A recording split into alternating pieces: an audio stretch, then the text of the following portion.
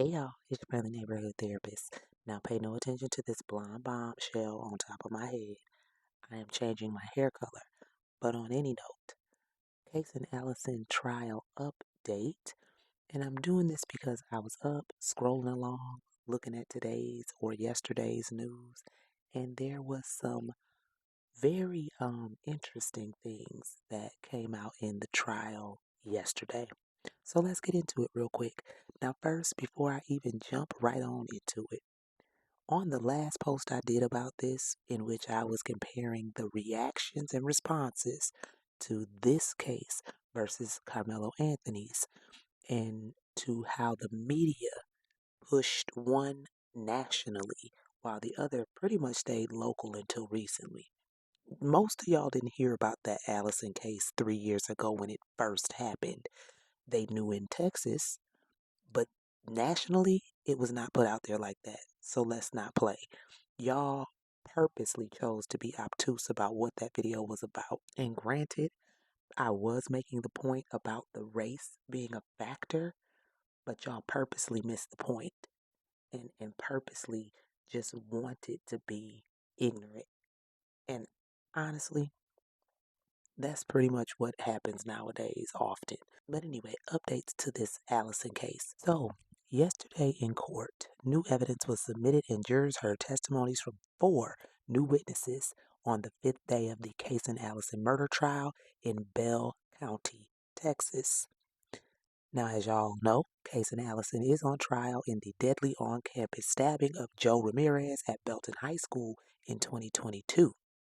Now, witnesses yesterday on April 21st included Chris Biddle, Allison's friend who was in the bathroom the day of the stabbing, as well as Joe Ramirez's ex-girlfriend, who is also very close friends with Allison, and two investigators on the case. So, testimony began with Biddle, who was cross-examined over text messages between him and Allison leading up to the stabbing. Now, previous testimony indicated there was a heated argument between Allison and Ramirez at a prom night after party, and in those messages, Allison sent a text to Biddle after that party asking, "Bro, bring me a gun." Biddle also recalled what happened that day in the bathroom, explaining that while there was a plan for Allison and Ramirez to fight, they did not plan to fight in school and were surprised to bump into Ramirez and his friends in the school restroom. Now, that kind of threw me off because why would you be surprised to run into somebody that you go to school with in the bathroom? That's more than possible. But, important piece there, he planned to fight. So, for everybody on my other post that kept trying to say he didn't want to fight, he said he didn't want to fight.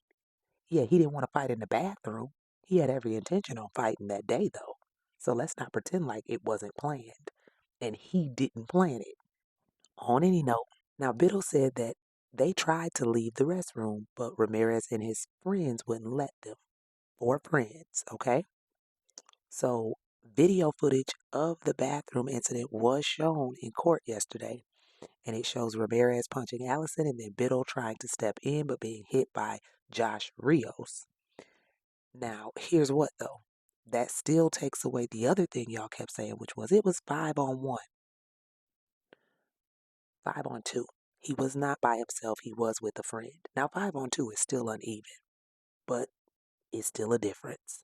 Now, then, after his testimony, they heard from Madison Barnes, who is Ramirez's, again, ex girlfriend and a close friend of Allison's. During her testimony, she told the jury that Allison made threats against Ramirez to her before the stabbing, sharing that he told her that he wanted Joe on life support, wanted to stomp his head in, wanted his jaw dangling from his face, and wanted him in the hospital. The jury was then asked to leave before Robert Preston, one of the investigators on the case, was called to the stand.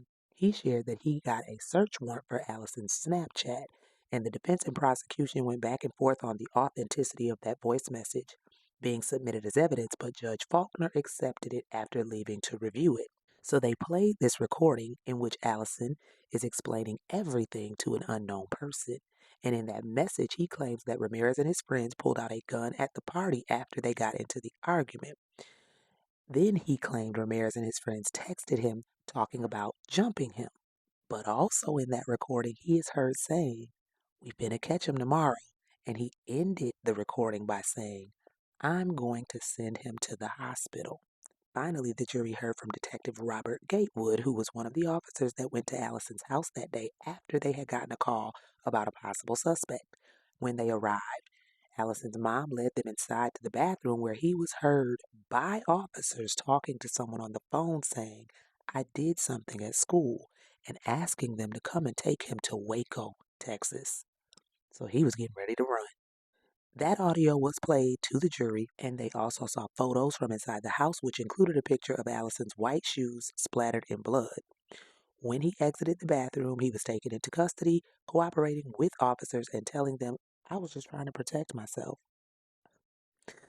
During his interview, Detective Gatewood says Allison described the knife used to stab Ramirez to detectives, telling them where to find it after he had thrown it onto the side of the road from his car.